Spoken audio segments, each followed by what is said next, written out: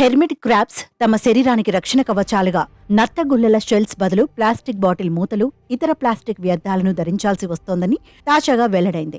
జీవ వైవిధ్య ఔత్సాహికులు తీసిన ఫోటోలు, ఆన్లైన్లో పబ్లిష్ చేసిన ఆధారాలను బట్టి ఈ విషయం వెలుగులోకి వచ్చింది. మనం వాడి పడేసిన వ్యర్థాల్లో ఈ ప్రాణులు నివసించటం చూసే తమ హృదయం ముక్కలైందంటూ శాస్త్రవేత్తలు ఆవేదన వ్యక్తం చేశారు. మనుషులు వాడి పడేసిన ప్లాస్టిక్ ఉత్పత్తులను కృత్రిమ కవచాలుగా ధరించిన 2/3 పీతల దృశ్యాలు వెలుగులోకి వచ్చాయని తాజా అధ్యయనంలో పాల్గొన్న పరిశోధకులు చెప్పారు.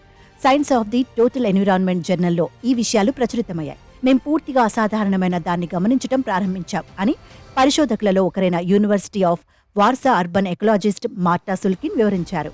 అద్భుతమైన నత్తల చిప్పలను ధరించటానికి బదులు పీతలు వాటికి వెనకాల ఎరుపు రంగులో ఉన్న బాటిల్ మూతలను లేదా లైట్ బల్బులను ఉపయోగించడం మేం చూశాం అని చెప్పారు.